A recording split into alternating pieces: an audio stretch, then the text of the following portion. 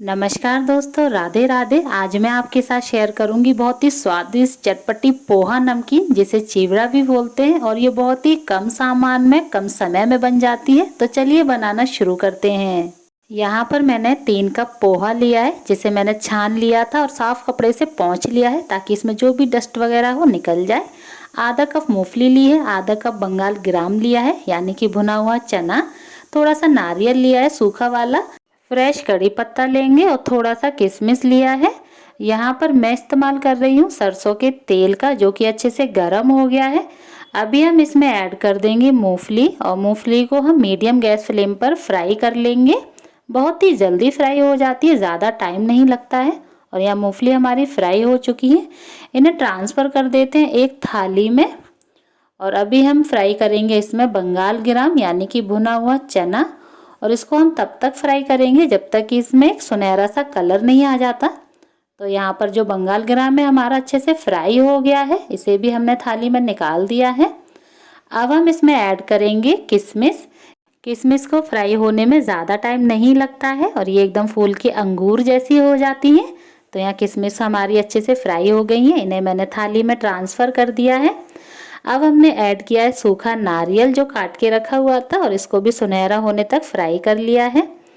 अब हम ऐड कर देंगे कड़ी पत्ता। तो कड़ी पत्ता ऐड करते टाइम आप थोड़ा सावधानी रखिएगा, क्योंकि तेल के छींटे हैं बाहर की साइड आते हैं। और यहाँ पर कड़ी पत्ता भी हमारा फ्राई हो गया है। अब जो तेल बचा हुआ है इसमें हम फ्राई करेंगे पोहा। तो यहाँ पर मैंने पोहा डाल दिया है और इसको अच्छे से मिक्स कर देंगे, और मीडियम गैस फ्लेम पर आप इसे चलाते हुए फ्राई कर लेंगे। और थोड़ी देर बाद ये फूल जाएगा, और इसको हम 2 से 3 मिनट और फ्राई करेंगे, जब तक कि इसमें से एक बढ़िया सी खुशबू नहीं आने लग जाती। तो आप एक बार इस तरीके से फ्राई करके नमकीन बनाइएगा, बहुत ही टेस्टी बनती है। और ये पोहा है ना, जो खाने में बहुत ही ज़्यादा अच्छा लगता है। तो यहाँ पर मैंने एक थाली में निकाल लिया है सभी चीज़ों को।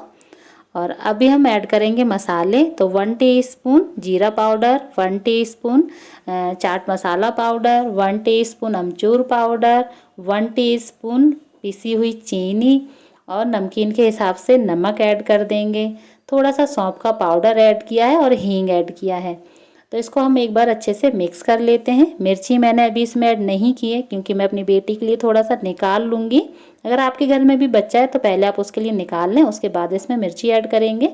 तो यहाँ पर 1 टीस्पून लाल मिर्ची पाउडर तीखा वाला और ½ टीस्पून कश्मीरी लाल मिर्ची ऐड की है, और इसको अच्छे से मिक्स कर दिया है। ये हमारी बढ़िया सी चटपटी सी नमकीन बनके रेडी है। तो इस दीपावली पर इस नमकीन को ज़रूर बनाइएगा। ज़्यादा सामान भी नहीं लगता है और खाने में बहुत ही ज़्यादा स्वादिष्ट लगती है। और आप इसे 2 से 3 महीने तक स्टोर करके भी रख सकते हैं। और यहाँ पर जो नमकीन मैंने बनाई है ये मुश्किल से 1 हफ्ते चलेगी, और 1 हफ्ते में ही ख़त्म हो जाएगी। दीपावली पर मुझे दोबारा बनानी पड़ेगी। क्या आपके घर में भी ऐसा ही होता है? मुझे ज़रूर बताइएगा। वीडियो पसंद आई हो तो मेरी वीडियो को लाइक, शेयर और मेरे चैनल को सब्सक्राइब ज़रूर करिएगा।